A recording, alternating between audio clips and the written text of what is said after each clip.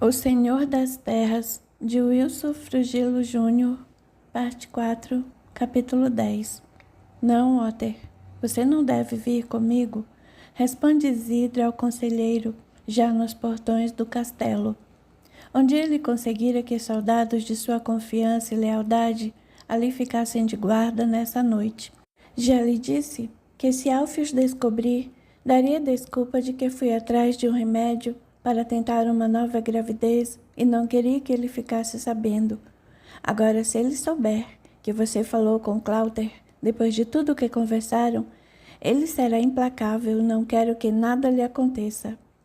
Isidra surpreende-se com essa frase, e Otter não pode deixar de notar que sua senhora estava sendo sincera em suas palavras. Sempre nutriu verdadeira veneração por ela, e sente-se naquele momento o homem mais feliz do mundo.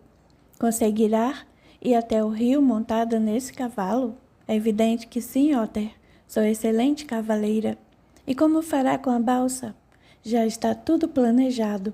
O menino, filho de uma de minhas criadas mais leais, me levará até o outro lado, já deve estar me esperando. Muito bem, minha senhora, que Deus a acompanhe. Homens, abram os portões devagar, não quero barulho.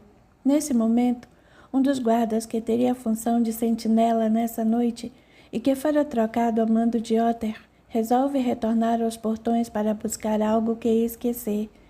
E, encoberto pelas sombras de um torreão, iluminado pelo luar, ouve toda a trama de Isidra e resolve tirar proveito disso. Cuidadosamente afasta-se dali em direção ao castelo à procura de Alfios. Amanhã de manhã falarei com você, Otter. Vá ao meu encontro, estarei bem cedo na estrebaria.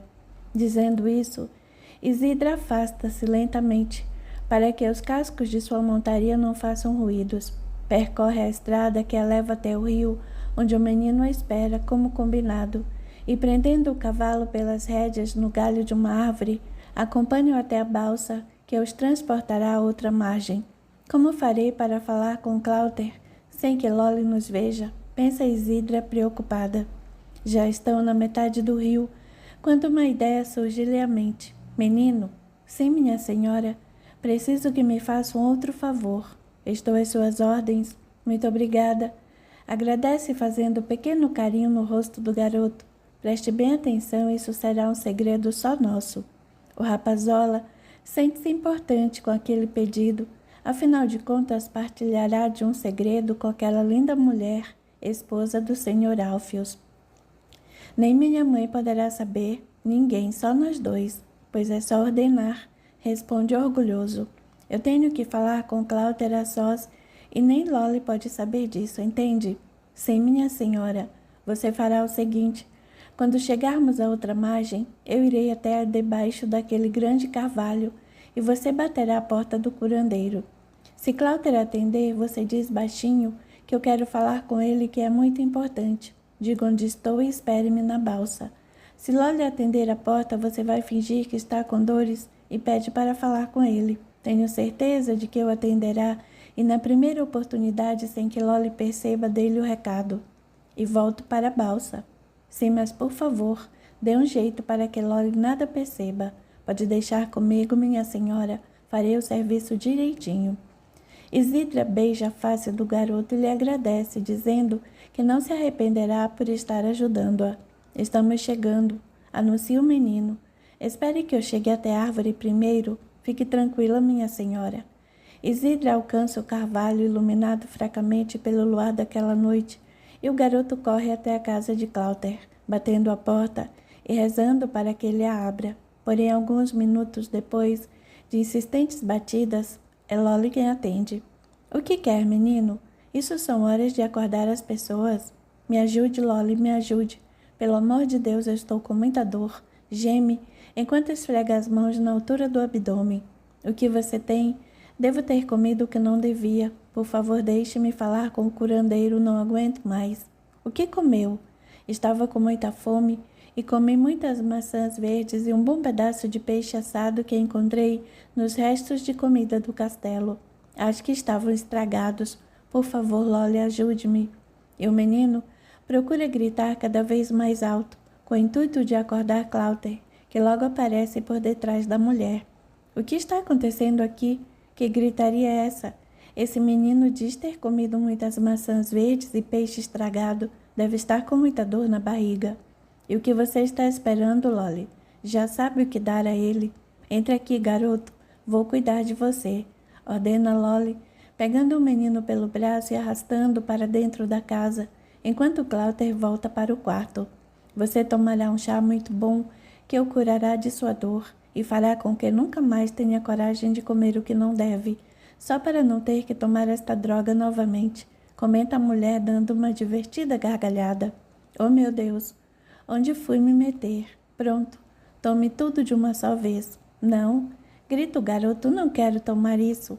Precisa tomar ou sua dor não vai passar. Não, insiste dando outro forte grito. Você quer morrer? Não. Mas o que é isso? Irrompe Cláudia visivelmente contrariado. Pare de gritar e tome o remédio. Tenho medo dela. Medo de Lolly? Sim, tenho muito medo dela. Só tomo o remédio se o senhor colocar em minha boca. Cláudia olha para a mulher e faz um muxoxo, divertindo-se com aquilo. Ele tem medo de você, Lolly. Vá deitar-se, eu dou o remédio a ele. Está bem. Lolly sai. Enquanto Glauter está prestes a enfiar-lhe o remédio goela abaixo, o garoto segura sua mão e lhe sussurra o recado. Isidra aqui, sim, mas ela não quer que Lolly saiba de sua presença, certo? E Glauter começa a falar alto. Muito bem, meu filho, agora beba tudo. E brincalhão como é, o curandeiro fala o beber de verdade. Meu Deus, não existe nada tão amargo. Vai lhe fazer muito bem. Agora venha, vou acompanhá-lo até a balsa. Precisava fazer-me beber. Reclama baixinho, limpando a boca com as mãos. Saem, então da casa, e quando o menino volta para a balsa, Cláudia dirige-se em direção ao carvalho. Minha senhora, cumprimenta o curandeiro, abaixando o tórax em sinal de respeito. O que deseja tão tarde da noite? Vim aqui para ajudá-lo. Ajudar-me? Sim, apesar da morte de meu filho, curou seus olhos quando ele estava vivo, e por isso não poderia deixar de ajudá-lo neste momento em que está correndo risco de vida. E eu lhe agradeço, mas a senhora acha mesmo que corro risco de vida? Você não tem noção disso? Bem, sei que Alfio, seu esposo, está com a intenção de cumprir sua promessa de executar-me, porque não lhe entreguei o colar sagrado e não lhe revelei o segredo da muscária. E não tem medo? Da morte não, porque ela não existe. Mas não gostaria de partir já, porque penso que minha missão ainda não terminou. Deve existir muita gente neste mundo precisando de meus remédios e ainda não tive a oportunidade de ensinar tudo o que sei a outra pessoa. E Lolly? Já lhe ensinei alguma coisa, mas ainda não é o suficiente, pois não deve lhe ensinar mais nada. Por quê? Ela vai traí-lo. Trair-me? Sim, ela está sendo manipulada por Alfios. Não posso acreditar. Isidra conta então tudo o que ouviu na conversa entre Alfios, Otter e Lolly. Cláudia fica pensativo por alguns momentos. Minha Lolly, pobre mulher, espanta-se Isidra. Sim, minha senhora, Lolly está querendo me proteger, salvar a minha vida, facilitando a minha fuga e procurando salvar a si própria, porque ela realmente não poderá retornar de onde veio. Percebi o olhar que ela e meu marido trocaram, como lhe contei, deve haver algo mais forte. Pode ser. E o que pretende fazer? Tenho que tomar a atitude mais correta, sem pensar em mim ou em Lolly. Sou um sacerdote druida e tenho que cumprir o juramento de proteger o colar sagrado e o segredo da muscária, custe isso a minha vida ou a de quem quer que seja. Lolly sabe onde está o colar? Não. Responde Cláudia. Ele está bem escondido. E como ela disse a Alfios que eu entregaria se ele o deixasse fugir em paz? Será? Não. Lolly não pode saber onde ele está. Há muito tempo eu o guardo e tenho a certeza de que ela nunca o tocou. Mas ela não pode ter visto um dia onde você o esconde. Afinal de contas, Lolly vive há muitos anos com você. Pode ser. Bem, Cláudia, tenho que ir embora. Na minha opinião, acho que você deve pegar o seu colar sagrado e ir embora daqui. Alfios não irá poupá-lo nem com o colar nas mãos. Eu sei. Sei também que o que ele quer é o segredo da muscária. Cláudia, Alfios não pensará duas vezes em executá-lo. Só me resta ir embora mesmo. Salve sua vida, Cláuter. Mas que possa continuar curando os outros. Será uma grande perda para nós, mas Alfios ainda não se conscientizou disso. Eu lhe agradeço muito, minha senhora, por ter se arriscado tanto por mim. Não me agradeça, por favor. É o mínimo que poderia fazer por você. E se for embora, que Deus o acompanhe. Pode ter a certeza de que eu continuarei a rezar todas as noites por você. A senhora tem rezado por mim, sim. Eu sei ser grata às pessoas que fazem o bem. Quer que a acompanhe até a outra margem? Não será preciso. Adeus, Cláuter, boa sorte. Adeus. Isidro então afasta-se em direção ao rio. Preciso ter uma conversa com Loli, pensa Cláuter, dirigindo-se de volta à casa. Loli, Loli. Chama-o a entrar, mas não houve resposta. Loli, Loli, onde você está? O curandeiro percorre os arredores da casa, mas não a encontra. Então, tomado de repentino impulso, sai correndo em direção à floresta. Loli, Loli, não faça isso, você não pode. E enquanto corre, os pensamentos também disparam em sua mente. Ela deve ter me seguido e ouvido Isidra contar-me tudo. Como fui ingênuo. Quando chega a clareira, antes de embrenhar-se pela mata, até onde está escondido o colar, para por alguns segundos e, atentada aos ouvidos, escuta o som de passos a afastar-se, mais ainda para o seu interior. Loli, pare e volte aqui. E, desesperado, dirige-se até o carvalho que serve de esconderijo e percebe que o cipó que mantém o tronco suspenso não está preso no lugar de costume. Revolve as folhas do chão iluminado apenas pelo tênue luar que escapa das sombras das árvores até encontrar o esconderijo vazio. Loli, Loli, volte aqui, mas a mulher já está longe, e Cláudia não sabe para que lado ela se dirigiu. Volta então triste e cabisbaixo para sua casa, decidido a não mais partir, até recuperar o colar sagrado sobre o qual mantém o juramento de guarda. No caminho, resolve mudar o rumo e dirige-se até uma outra clareira, onde, enfiando a mão numa cavidade natural de frondosa árvore, dela retira alguns objetos que leva para o centro de pequeno terreno desmatado. Apanha uma escudela de madeira e enche-a de terra. Em seguida, dirige-se até uma nascente de água e colhe o cristalino líquido numa copa de bronze, retornando até onde depositar a pequena bacia. E, depositando a copa ao seu lado, acende pequena fogueira no meio dos outros objetos, onde deita uma espada do melhor metal, até que se avermelhe com o próprio fogo. Senta-se em seguida defronte das chamas, fincando uma lança à sua retaguarda. Espíritos da floresta, responsáveis pelas boas ações do homem encarnado, recita em voz alta. Estão dispostos neste momento os sagrados símbolos dos sacerdotes druidas, a terra, a água, o fogo e o ar. Imploro neste momento forças para enfrentar a grande batalha entre o bem e o mal. Sinceramente consciente de que, seja qual for o resultado dessa luta, a sabedoria e a bondade de Deus estará prevalecendo sobre os meus pensamentos. E se porventura sucumbir o meu corpo, que meu espírito seja acolhido por criaturas magnânimas, concedendo-me mais oportunidades de para este mundo retornar, a fim de que possa um dia sublimar os meus sentimentos, ainda tão mesquinhos, e neste momento peço a ventura de ouvir suas vozes. Dizendo isso, Cláudia permanece por longo tempo em silêncio, parecendo ouvir, através dos sons da natureza, suaves palavras de reconforto e esperança. A balsa já está chegando à outra margem do rio, e Isidra diverte-se com o menino, que lhe conta o que aconteceu na casa de Cláudia. E o chá era muito amargo? Pergunta ao garoto, rindo muito da travessura de Cláudia. Estou até agora com amargo gosto na boca, reclama. Desculpe-me se estou rindo da situação, mas acima de tudo admirei muito o seu procedimento. Meu filho, você é muito inteligente e muito valente. Além do que, não pode imaginar como me ajudou. Sou-lhe muito grata. Meu nome é Armon. Pois então, Armon, se um dia precisar de alguma coisa, procure-me e mande-me a seguinte senha: Menino do chá amargo. Isidra cai novamente na risada, acompanhada pelo garoto. Nesse momento, a balsa porta às margens do rio. Chegamos, senhora. Obrigada, Armon.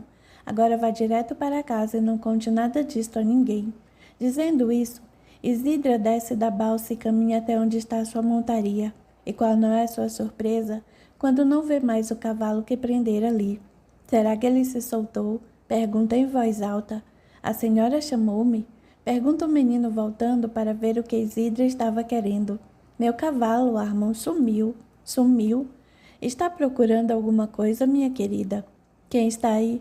Pergunta assustada ao ouvir a voz bastante familiar. Alfios, então, aparece por detrás de uns arbustos. Imediatamente o local é cercado por muitos soldados. Oh, Alfios, que susto me pregou! Você se assustou? Pergunta irônico. Lógico, você pegou meu cavalo? Meu cavalo, você quer dizer?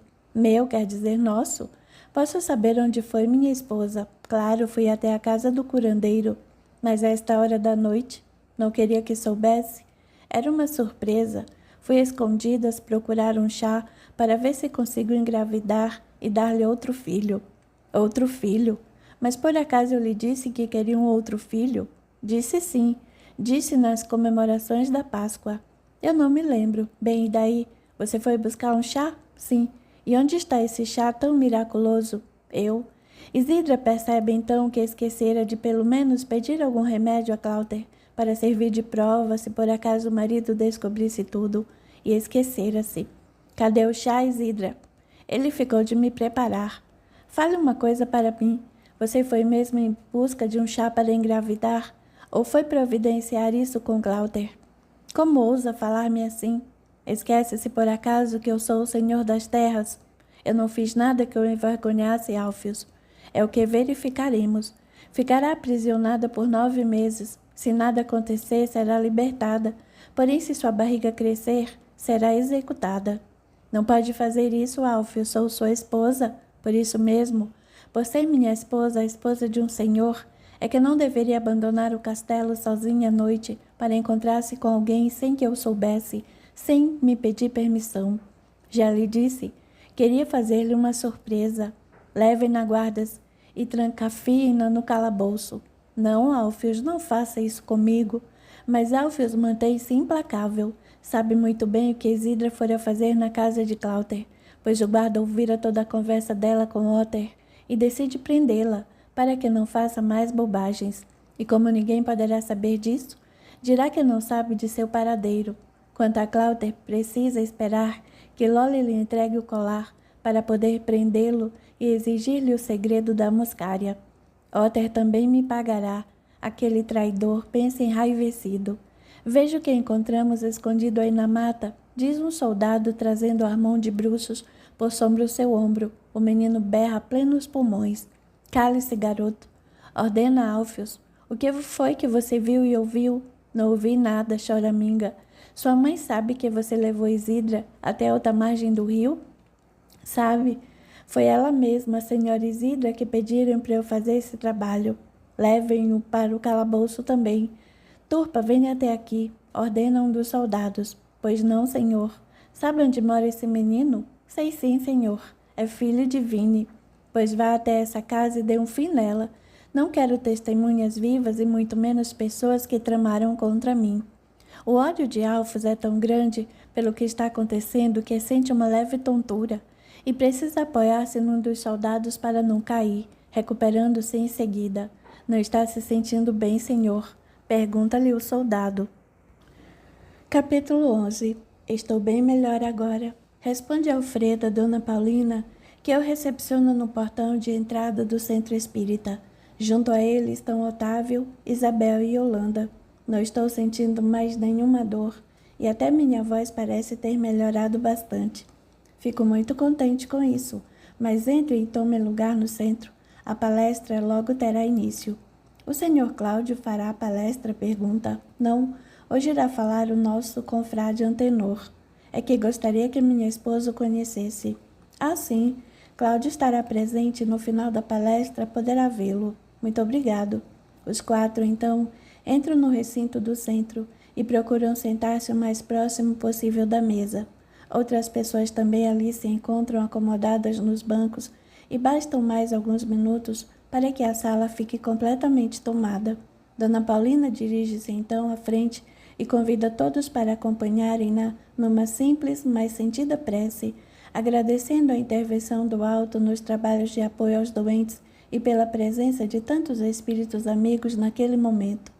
Roga em seguida que esses abnegados irmãos auxiliem a todos no entendimento do que ali irá ser estudado, e que esse auxílio se estenda ao irmão Antenor, inspirando-o em suas palavras. Pede também que toda aquela vibração do ambiente seja de alguma forma levada a todos aqueles que soluçam e sofrem, fazendo menção também aos internados nos hospitais, clínicas, casas de saúde, orfanatos, cadeias públicas e que ali não podem estar presentes.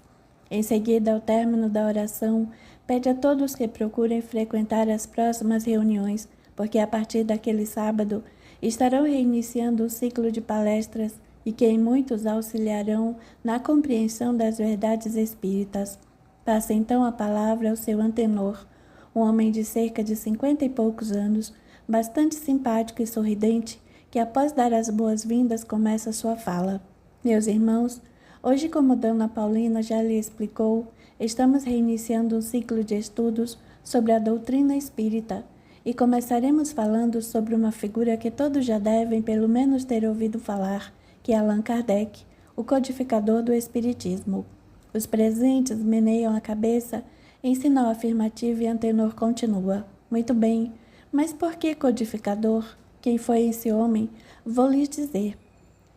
Allan Kardec, cujo verdadeiro nome é Hippolyte Léon Denis Arrivaux, nasceu no ano de 1804, em Lyon, na França, e fez de sua vida um verdadeiro apostolado pedagógico, tornando-se célebre pelos seus trabalhos em favor da educação. Publicou muitos livros didáticos, diversos deles adotados pela Universidade da França, e era muitíssimo respeitado nos meios científicos e educacionais, tendo em vista suas obras sobre gramática, aritmética, química, física, astronomia e fisiologia. Em 1835, recebeu o diploma da Sociedade de Ciências Naturais de França, mas o que foi que fez com que o homem da ciência se interessasse pelos fenômenos espíritas e viesse a ser seu codificador? É o que vamos nesta noite explicar, mas antes devemos ter em mente que os fenômenos espíritas, a mediunidade, a influência do mundo espiritual em nosso mundo material sempre existiram, só que interpretados de diversas maneiras por todos os povos que já habitaram este nosso planeta. A crença na reencarnação é bastante antiga também, mas vejamos o que aconteceu com Allan Kardec. Antenor dirige seu olhar para todos os presentes, abaixa a cabeça, como que a pensar nas próximas palavras e continua. Naquela época, os fenômenos começaram a tomar grande vulto. Como exemplo, temos a família Fox, no ano de 1848, no lugarejo de nome West Deville, no estado de Nova York. Era uma família protestante, formada por John Fox e suas filhas Margaret, Kate e Leah. E o que aconteceu? Aconteceu que, de repente, ruídos, pancadas e batidas inexplicáveis começaram a ocorrer na cabana onde moravam, e resolveram pesquisar o mistério, achando tratar-se de pancadas do que denominaram desconhecido.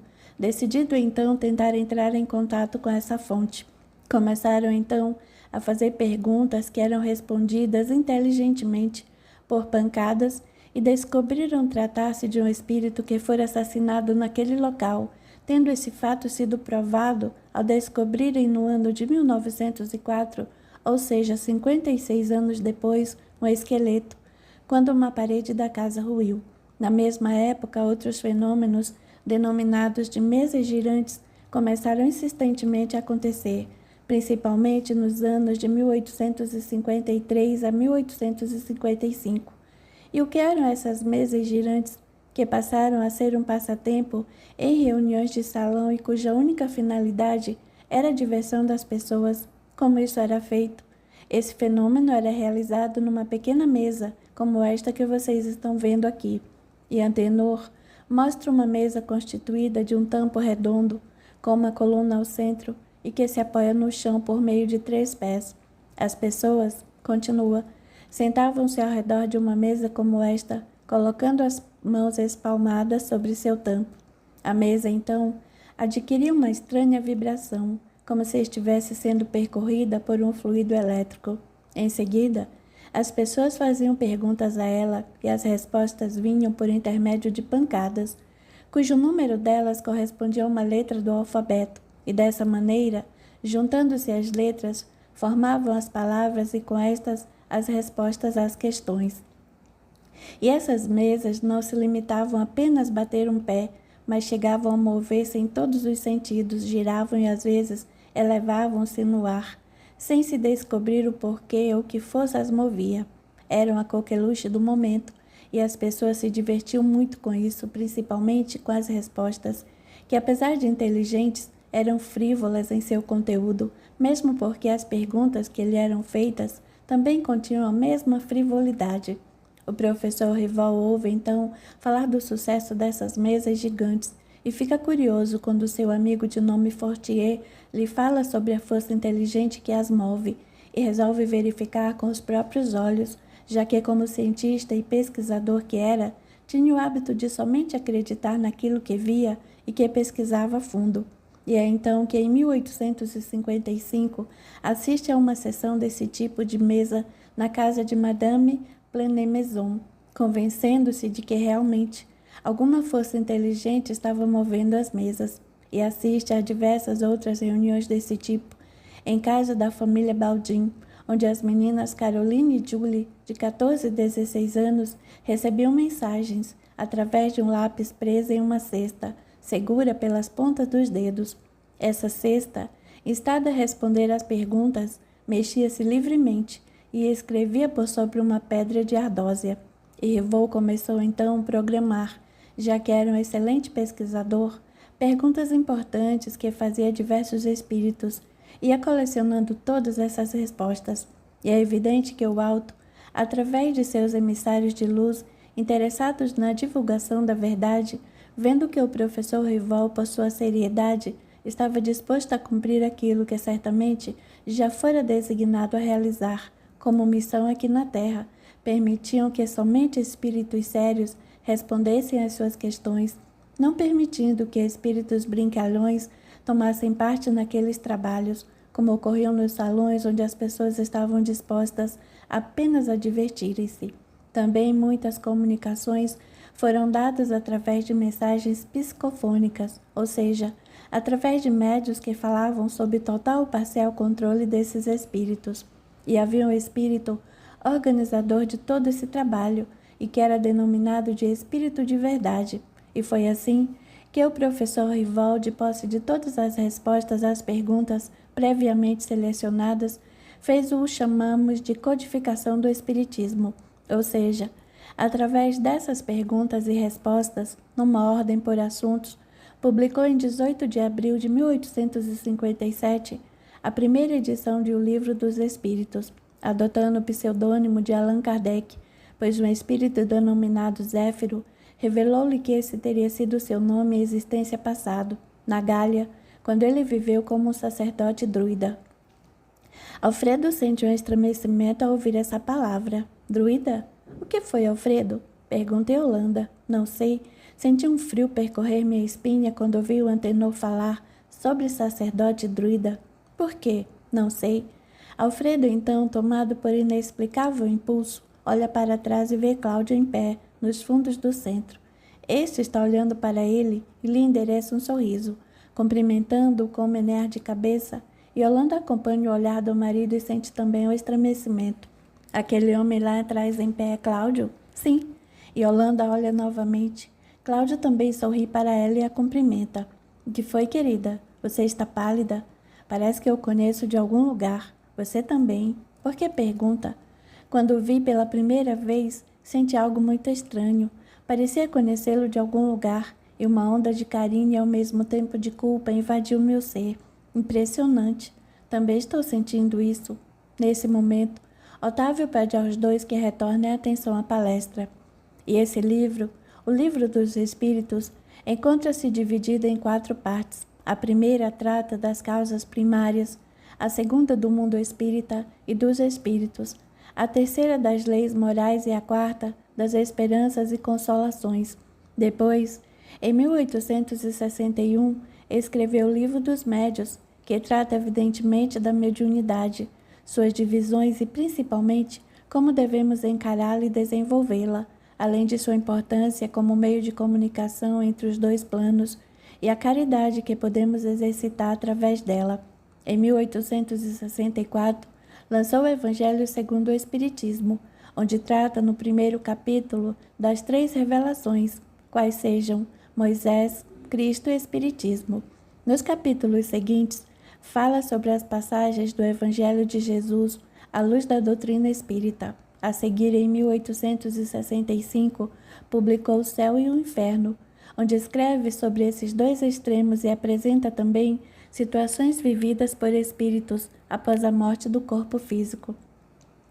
Em 1868, saiu do prelo a Gênese, que aborda, como o próprio nome diz, a gênese da terra e dos seres. Nesse livro, podemos tomar conhecimento também a respeito dos milagres e das predições. E muitos outros trabalhos realizou Allan Kardec, fundando em janeiro de 1858 um periódico denominado Revista Espírita, jornal de estudos psicológicos, e em 1859 o pequeno livro que é o Espiritismo. Allan Kardec devotou-se tanto à divulgação do Espiritismo que, após a sua desencarnação, foi possível lançar o livro Obras Póstumas, com todo o material que havia deixado para publicação. E todas essas obras são tão importantes para o entendimento desta nossa doutrina que, além de consolar, reforma o espírito, que não podemos deixar de aconselhar a todos que as leiam com muita atenção e principalmente com muito carinho, porque veio diretamente dos planos mais elevados, através da mediunidade e abnegação de irmãos que, assim como Allan Kardec, não mediram esforços para colocarem ao nosso alcance. Antenor faz ligeira pausa e continua. E assim, meus irmãos, terminamos aqui esta nossa preleção, convidando-os para seguir, tomarem um passe, e estaremos aguardando-os no próximo sábado para uma nova reunião de estudos. Dona Paulina agora irá organizar uma ordem de chamada para que entrem, 6 de cada vez, naquela pequena sala contígua, onde serão agraciados com uma renovação e o reequilíbrio de suas energias, e que Deus nos abençoe a todos. Começa o trabalho de passe, e logo os 4 são chamados a ocuparem cadeiras dentro da sala ao lado. Uma lâmpada bem fraca ilumina o ambiente, tornando-o de uma penumbra bastante calma e propícia para a concentração que os médios passistas necessitam e que é facilitada por uma prece proferida em voz alta por uma das trabalhadoras do centro.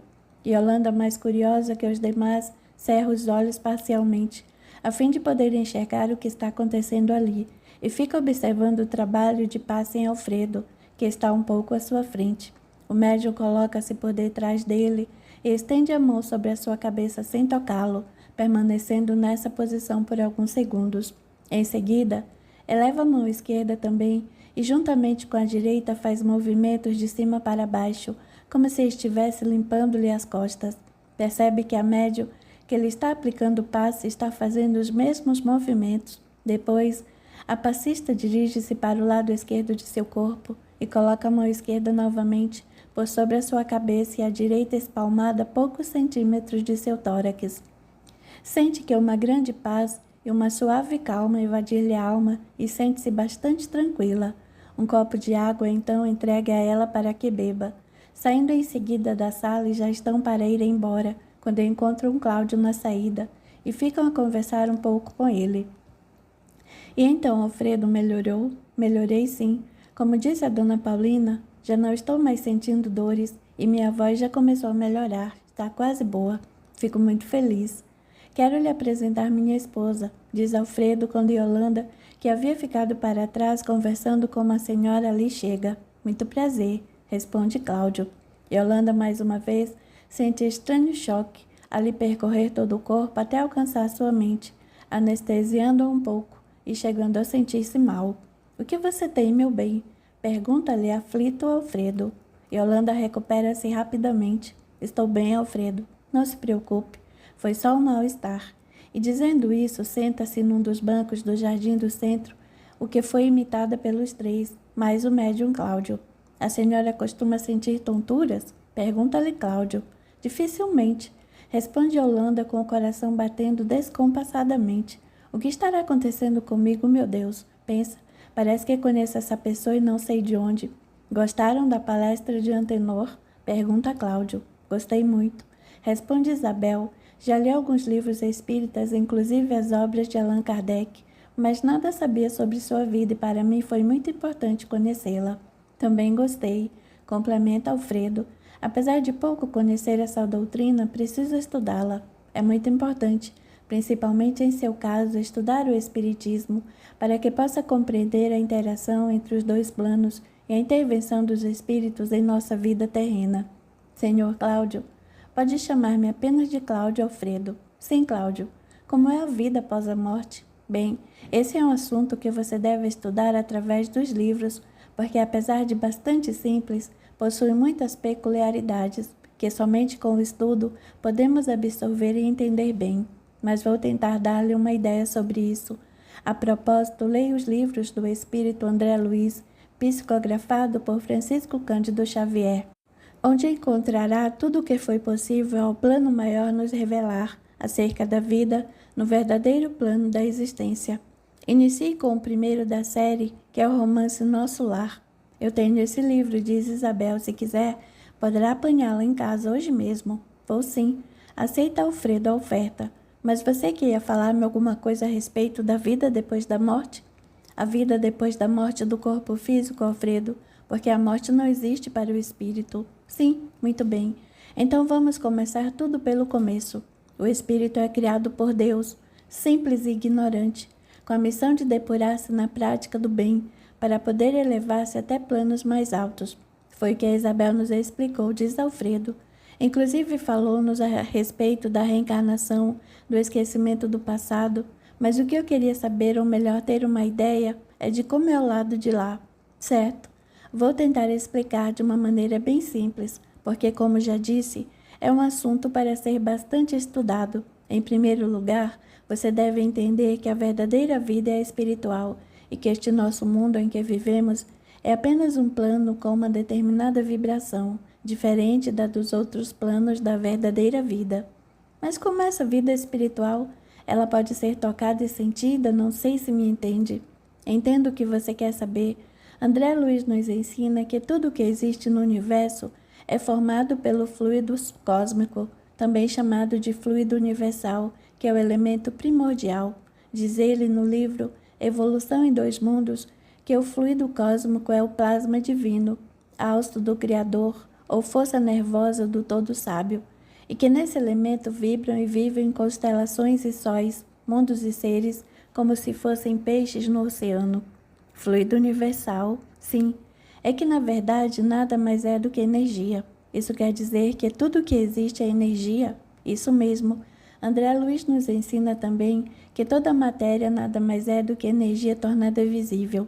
Quer dizer que os átomos e, por conseguinte, seus elétrons, prótons e nêutrons são constituídos por esse fluido cósmico universal? Exatamente. E nós, espíritos encarnados na Terra, estamos localizados e vibrando na faixa vibratória deste planeta. E vemos e podemos tocar somente os objetos, coisas e pessoas que também estejam nessa mesma faixa vibratória. Um espírito desencarnado, por exemplo, vai ver e poder tocar outros objetos, outras coisas e outros espíritos que estiverem nessa sua outra faixa vibratória. Seriam dimensões diferentes. Você pode dar esse nome. E mesmo no plano espiritual, existem diversas faixas vibratórias, de acordo com a evolução do espírito que habita. Quando um espírito reencarna, ele simplesmente nasce nesse nosso mundo, vestindo o corpo mais denso que é o seu perispírito. Perispírito, sim. Perispírito é o que une o espírito ao corpo, assim como o corpo é constituído pelo fluido universal, só que, como já vimos, em faixas vibratórias diferentes. Mas é apenas um outro corpo, tanto que é também denominado, quando desencarnado, de corpo espiritual, mas para facilitar, vamos continuar chamando-o de perispírito. Eu disse que é apenas um outro corpo, porque o intelecto é do espírito, e esse perispírito varia também no que diz respeito à sua faixa vibratória, de acordo com o plano que habita, haja vista a existência de vários planos no mundo espiritual. E quando o espírito desencarna no momento da morte do corpo, ele continua a possuir esse perispírito e lhe envolver geralmente, mantendo a forma do corpo que possuía, ou então plasmado de maneira diferente, de acordo com a índole boa ou má do espírito. E quando o espírito reencarna? Há um processo todo especial, e vocês poderão aprender quando lerem o livro Missionários da Luz, do espírito André Luiz. E o lado de lá? Insiste Alfredo. Existe uma cidade chamada Nosso Lar, não é? Pergunta Isabel. Sim, essa cidade é a que André Luiz nos descreve no livro de mesmo nome, Nosso Lar, que indiquei para lerem. Mas existem muitos outros locais cujas estruturas organizacionais dependem da vibração mental e moral de seus habitantes. Existem também locais de socorro aos desencarnados. Estes são socorridos após o desencarne e depois de assistidos, tanto no campo da saúde de seus corpos espirituais ou perispíritos, como no campo mental de seus pensamentos, ideias e sentimentos, são encaminhados para outras localizações, a fim de trabalharem no bem de seus semelhantes, tanto desencarnados como encarnados. Ah, estava esquecendo-me. Vocês encontrarão no livro Cidade no Além desenhos e planta baixa dessa cidade, denominada Nosso Lar, e de algumas de suas edificações. E quem as desenhou foi uma médium, a senhora Igorina Cunha, que, guiada pelo espírito Lúcio durante o sono do corpo físico, visitou-a diversas vezes e, retornando, procurou desenhá-las da mesma maneira como se lembrava. E o mais importante é que esses desenhos e plantas foram confirmados pelo médium Francisco Cândido Xavier, que foi quem psicografou as obras do espírito André Luiz. Dona Igorina visitou essa cidade durante o sono? Pergunta Otávio. Sim, meu amigo. Durante o sono físico, nós, espíritos que somos, libertamo-nos temporariamente de nosso corpo físico e entramos em contato com o mundo espiritual, onde podemos entrar em comunhão com boas e bem-intencionadas entidades ou com más e mal-intencionadas entidades, dependendo de nossa índole e intenções. E por que não nos lembramos? Porque nesse momento encontramos-nos parcialmente desligados do corpo, possuindo apenas um fio de luz que nos mantém presos a ele. Agora, muitas vezes, trazemos algumas lembranças dessa nossa viagem espiritual através de ideias ou sonhos que nos surgem, ou mesmo de cenas e lembranças um pouco confusas, mas que quase sempre norteiam os nossos passos para o bem ou, como já disse, para o mal. Por isso é muito importante uma oração antes de dormirmos, solicitando o amparo dos espíritos bons e amigos. Agora existem casos de pessoas que se lembram perfeitamente do que viveram em espírito durante o sono. É o caso de nossa médium Igorina Cunha. Mas nessa cidade, os espíritos podem se tocar e existem casas com paredes como aqui? Pergunta Alfredo entusiasmado. Sim, meu amigo. Na verdade, os espíritos tocam-se e essa cidade é muito melhor e mais adiantada que as nossas, já que, como já disse, o nosso plano é uma cópia do lado de lá e vivem em família como aqui, onde estudam, trabalham, possuem casas para morar, roupas, alimentos. Não acredito, pois pode acreditar. Ou desculpe-me, foi apenas uma maneira de expressar a minha estupefação. Não precisa ficar estupefato. Veja bem, a vida não termina com a morte, certo? Sim. Você deve concordar também que nós não temos condições de, assim que desencarnarmos, virarmos criaturas angelicais, correto? A morte do corpo físico não opera milagres e continuamos a ser o que sempre fomos.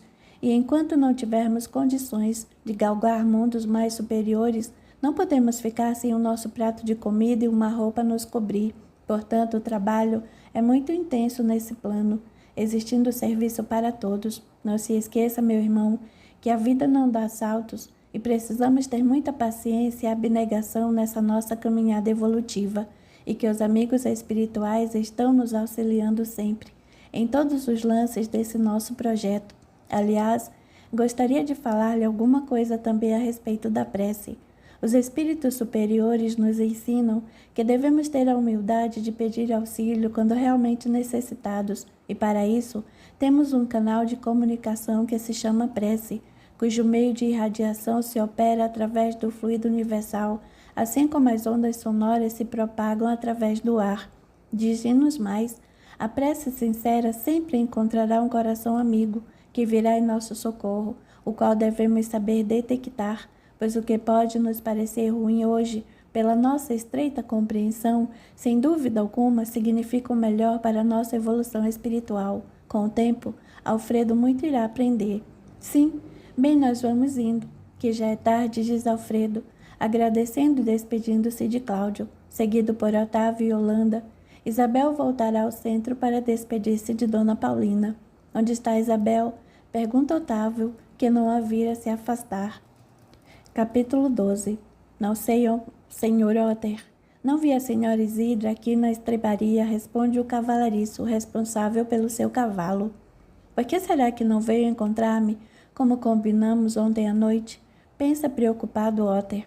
Faz 2 horas que o conselheiro perambula pela estrebaria, uma construção comprida que fica do lado oposto ao portão de entrada e que a este tem ligação através de uma passagem que atravessa a largura toda do castelo, a fim de facilitar a entrada e a saída dos soldados, e com altura suficiente para dar passagem às suas longas lanças. O cavalo dela está aqui. Pergunta, pois estranha ideia lhe passa pela mente. Deixe-me ver. Aguarde um pouco, senhor. Otter, vou verificar.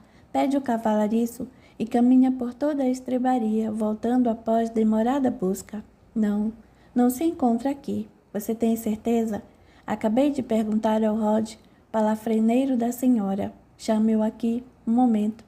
Alguns minutos se passam e Rod chega até Otter, que percebe um certo nervosismo por parte do homem. Onde está o cavalo de sua senhora? Rod abaixa a cabeça um tanto quanto desorientado, porque dá para perceber que sua inteligência não é muito normal e está a se encontrar palavras para responder. Fale, homem, ordena Otter rispidamente. Não posso falar. Como não pode falar? Estou lhe ordenando.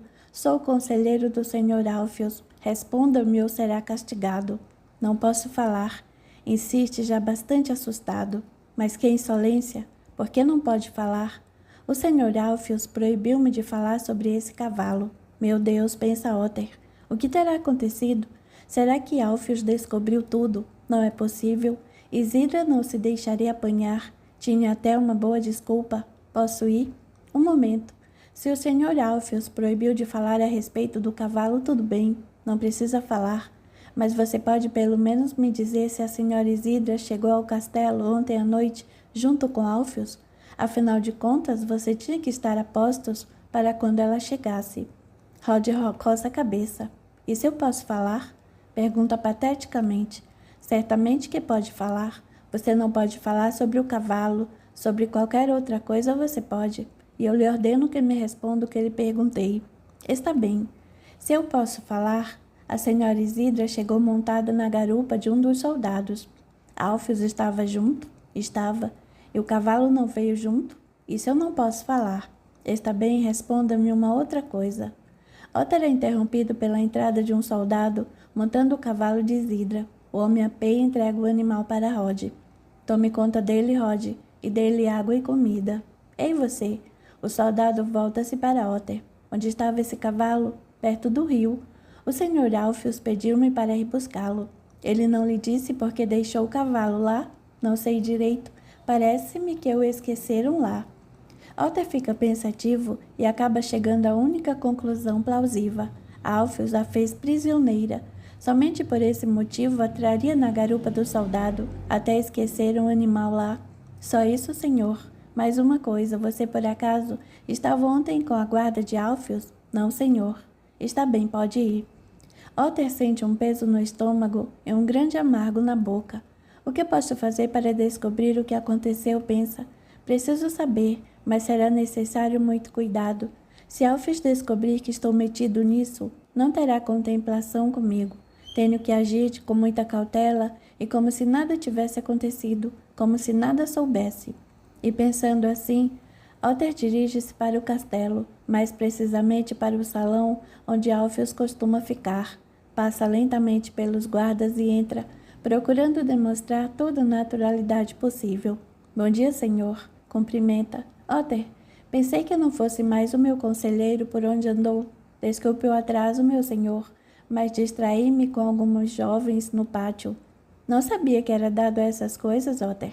Se quiser, posso arranjar belas mulheres para você. Não, eu agradeço. A propósito, você viu Isidra por aí? Pergunta Alfios. Otter sente o sangue gelar nas veias, ao perceber uma certa ironia na pergunta, mas procura manter a calma. Não, Alfios, não a vi, porque... É que ontem à noite ela resolveu dar uma volta a cavalo pelas vizinhanças do castelo. Pelo menos foi o que disse, e desde então não a vi mais.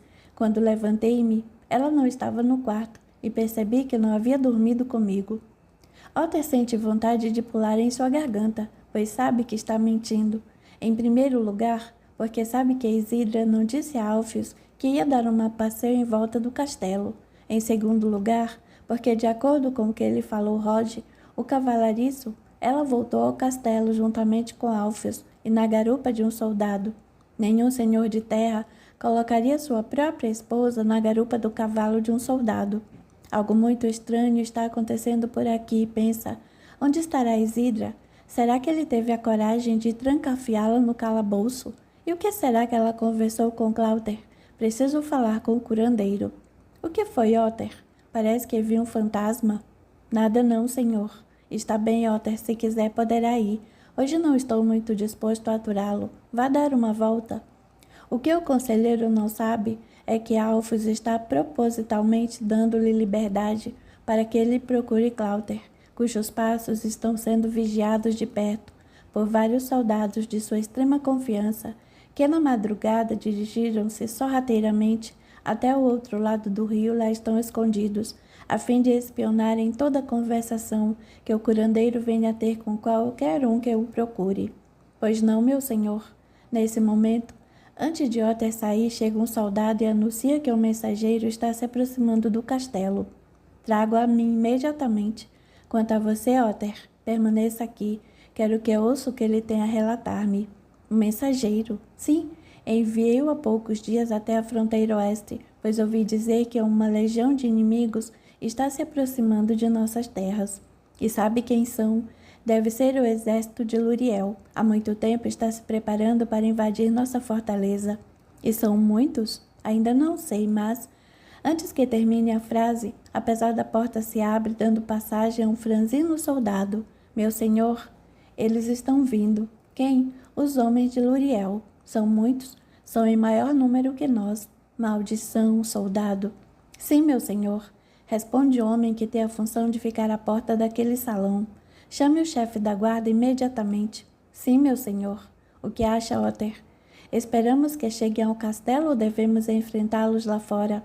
Não sei, Alfios. Precisaria vê-los. Você não sabe nada.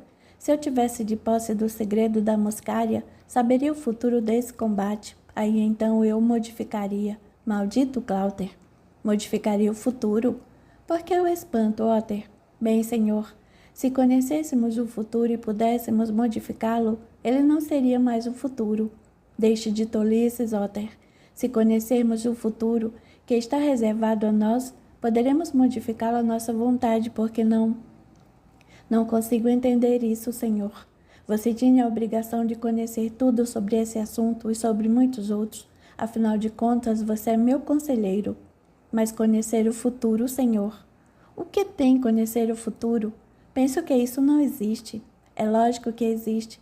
E aquele maldito curandeiro não quer me ensinar o segredo. Quantos dias eles estão de distância? O mensageiro pensa um pouco e informa. Acredito que daqui a 3 dias estarão chegando ao castelo. 3 dias? Foi o que calculei. Estão perto demais. Mandou chamar-me, senhor. Pergunta o chefe da guarda. Sim, sente-se aí. Sim, meu senhor. Estamos numa situação muito delicada, prestes a ser atacados daqui a 3 dias. Quero que prepare seus homens e todos os meios de defesa que tiver ao seu alcance. Sim, meu senhor. A propósito, você viu Lolly, aquela mulher de Cláuter, entrar no castelo? Lolly? Não. Deixe-me ver. Oh, sim. Ela entrou agora há pouco, pelo portão principal, eu a vi. E onde poderá estar agora? Não sei, meu senhor. Então prepare uma patrulha e vasculhe todo o castelo, e assim que a encontrarem, tragam-na aqui, sem machucá-la e com muito respeito, entendeu? Sim, meu senhor. Agora vai e mantenha-me informado. Sim, meu senhor. Será que Lolly está lhe trazendo o colar? Espero que sim, porque seria um desperdício ter que castigar mulher tão atraente. Castigar? O que está acontecendo com você, Otter? Parece que está ficando com o coração mole. É lógico que terei que castigá-la. Não lhe pedi que me trouxesse o colar hoje? Meu senhor pediu simplesmente. Meus pedidos são ordens. Aprenda isso, Otter. E o que poderá fazer com o colar? Vou negociá-lo com Cláuter. O segredo da muscária é a troca do colar sagrado. Você não acha que o colar tem muito mais valor para ele? Não vai deixá-lo fugir. Foi o que prometeu a Lolly. Deixá-lo fugir? Você está ficando louco. Mas o Senhor deu a sua palavra. Explode Otter, visivelmente alterado. Abaixe sua voz, Otter, ou mando cortar-lhe a língua, e por Deus sabe que sou capaz disso. Perdoe-me, Senhor. Pede o conselheiro, percebendo que cometer um grande erro ao enfrentá-lo. Assim que Lolly entregar-me o colar, mandarei prender Cláuter, e sei muito bem como convencê-lo a negociar comigo. Meu senhor dará o colar em troca do segredo? Alpheus explode numa longa gargalhada. Você deve ter enlouquecido, Otter. Acho que vou ter que trocar o seu cargo de conselheiro pelo de bufão. Perdeu a inteligência? É lógico que não vou devolver o colar.